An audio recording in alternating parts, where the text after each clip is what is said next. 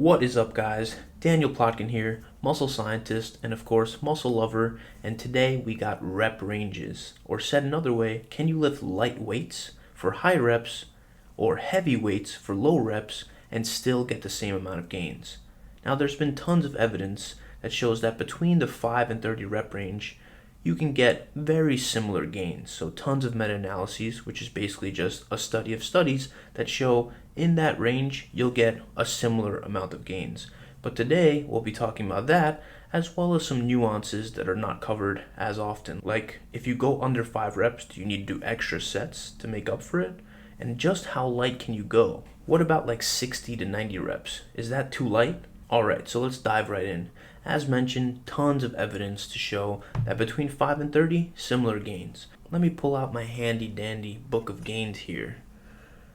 Yep, that's basically what it's showing. Just over and over again.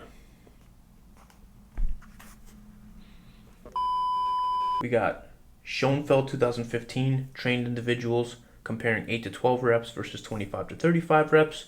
No differences for arms or quads. Morton 2016, trained individuals 8 to 12 versus 20 to 25, no differences for quads. Stefanki 2019, untrained women using 30 or 80% of their 1 rep max, no differences. Mitchell 2012, untrained men 30 versus 80% 1RM, again, no difference. You get the point. Comparing a moderate amount of reps of between 5 and 15 reps to a high rep range of 20 to 35 reps generally produces very similar amounts of growth. Okay, but what about more than 35 reps? Well, a lot less data on this front. Probably the strongest evidence to suggest it's not a good idea is Lasevicius 2018, which used a within-between subject design. The study was 12 weeks long and participants trained 2 times per week. In each group, one limb always trained at 20% of their 1 rep max to concentric failure, and the other limbs trained at 40, 60, or 80% of their 1 rep max, also to failure. Now, because this study equated volume load, set numbers were a bit different on average per session.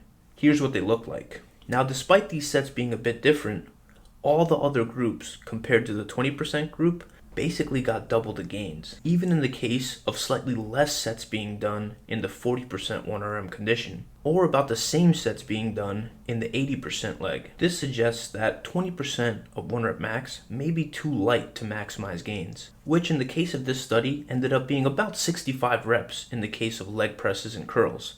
That's a lot of reps.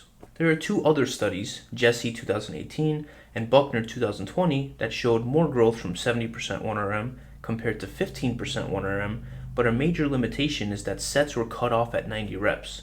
The authors mentioned in Jesse 2018 that 2 of 40 individuals reached 90 reps on each of their 4 sets by the end of the study, and the rep data indicates a decent amount of initial sets were likely stopped at 90. This, coupled with the fact that the rest periods were not standardized, with 30 seconds in the low load group versus 90 seconds in the high load group, doesn't allow us to draw strong conclusions. However, it does tell us that training that light will be more reps than pretty much anyone cares to do. So really, to my knowledge, we have 1 study that strongly points toward you can do too many reps or go too light, and a few studies that point in that direction. Practically speaking, this is more of an intellectual question. It doesn't make too much sense to do above 50 reps for a few reasons. One is, it simply sucks. So unless you prefer it for a very good reason, probably best to avoid. 2, it's likely harder to gauge proximity to failure when you get into those higher rep ranges. And 3, there is some evidence to suggest that if you go too low in load, you do need to go closer to failure in order to get the same amount of gains. Okay, so you can probably go too light, and in most cases, it probably doesn't make too much practical sense to go above 20. But how about heavy? Can we train too heavy? Fink and colleagues had untrained male gymnasts do bicep curls with 80% 1RM or 30% 1RM, and the average reps on the first, second, and third set were 7.6, 4.6, and 2.9. So a decent amount of sets were done that came in under 5 reps. The result? No differences between groups. Weiss and colleagues took untrained men and had them squat at either 3 to 5 reps, 13 to 15 reps, or 23 to 25 reps, and saw that gains were similar between groups. They even found that directionally, 3 to 5 reps actually produced slightly more growth based on ultrasound thickness measures but the same wasn't true for thigh circumference measures, and the data had a lot of variability. So I think we can say this is more evidence in favor of no difference. Schoenfeld 2016 had participants do a full body program 3 times per week, where the heavy group trained within the 2 to 4 rep range and the moderate group trained within the 8 to 12 rep range. The results showed no differences for biceps and triceps, but a distinct benefit for the vastus lateralis, one of the quad muscles. So why this difference? Well, it could just be a chance finding, but one hypothesis that I have that is pretty speculative, but has some grounds in other research, is that when you're talking about synergist muscles, it could be possible that heavy loads might better benefit those synergists. Now, practically speaking, that might not be the most useful information because you could just do direct sets for those synergists, and going really heavy on compound exercises in order to get slightly more benefit to the synergist might not be a good use of your energy resources. Now, there are also some studies suggesting we need more sets when we use less reps, or reps less than 5, but I think the most direct evidence we have, the ones I've delineated above, while limited, point toward it not being that big of a deal if some sets end up at 3 or 4 reps. Practically speaking, similar to very high reps, I don't think this matters too much, as trying to shoot for a really low rep number is probably not a good idea if you're trying to maximize gains. Often the level of focus needed for a very heavy set, particularly of compounds, is much higher than a set with a higher rep range. Finding the groove on certain exercises can also be difficult with heavy loads. And there is practical experience and some evidence pointing toward the fact that heavy loads often, for a lot of sets, can beat up your joints. Is it a big deal? Probably not, but it could be a big deal to you if you're one of the people that suffers from those joint issues, and also if there's no big practical upside, why play with fire? Theoretically, by going above 5, we're also respecting the time component of time under tension. There is obviously a low end of the time component of time under tension, where let's say you go in the gym and you just do a bunch of 1RMs and leave, you're probably not maximizing the growth per set. Alright, let's put it all together. Practically speaking, sticking between 5 and 15 reps is probably a good idea in most contexts, with a lot of room upward for higher rep ranges if you just get less joint discomfort at those rep ranges, you prefer them for whatever reason, or you're just masochistic.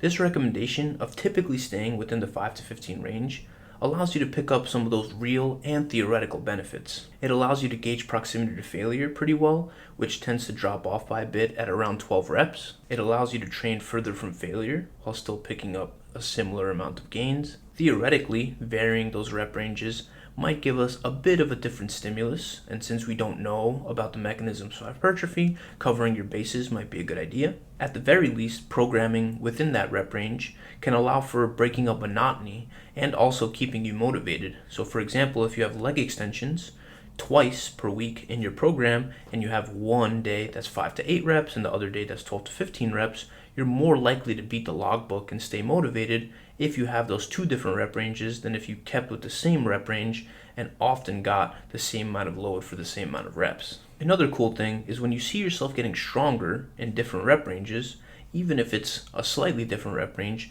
that gives you a better indication of the fact that you're growing, while if you get stronger in only one rep range, that might be more neural than actual added muscle tissue. Of course, it also gives you flexibility if you enjoy one rep range over another on a particular exercise, or you get less joint discomfort at a particular rep range. And the list likely goes on, but I think you guys get the point. Hopefully you found this helpful. Like, comment, subscribe, share with friends, not enemies. Peace!